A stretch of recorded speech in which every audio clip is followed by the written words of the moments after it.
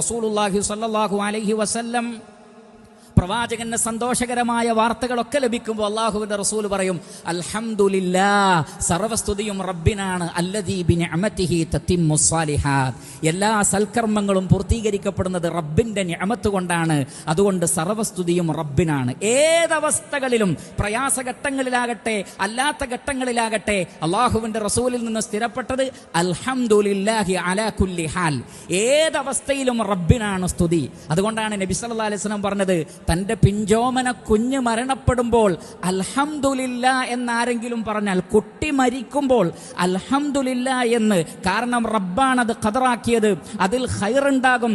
എന്റെ റബ്ബ് കാരുണ്യവാനാണ്, എന്റെ റബ്ബ് നീതിമാനാണ്, എന്റെ റബ്ബ് പരലോകത്തന്നെ കൈയൊഴിയുകയില്ല, എന്റെ സങ്കടത്തിന് റഹ്മാനായ റബ്ബ് പകരം സന്തോഷം നൽകാതിരിക്കുകയില്ല എന്നെല്ലാം വിശ്വസിച്ചുകൊണ്ട് അൽഹംദുലില്ലാ എന്നൊരാൾ പറഞ്ഞാൽ അല്ലാഹു സുബ്ഹാനഹു വ തആല മലക്കുകളോട് പറയും, ഉബ്നൂ ലഹു ബൈതൻ ഫിൽ ജന്ന വസമ്മൂഹു ബൈതൽ ഹംദ്, സ്വർഗ്ഗത്തിൽ ഒരു വീടുണ്ടാക്കി കൊടുക്കുക അടിമക്ക്, എന്നിട്ട് ഹംദിന്റെ വീടെന്നതിന് പേര് നൽകൂ, അവൻ എന്നെ സ്തുതിച്ചിരിക്കുന്നു അങ്ങേയറ്റം വിഷമഘട്ടത്തിലും.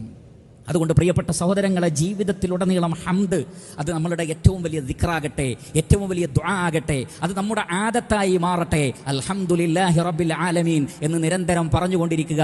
അള്ളാഹു അനുഗ്രഹിക്കട്ടെ.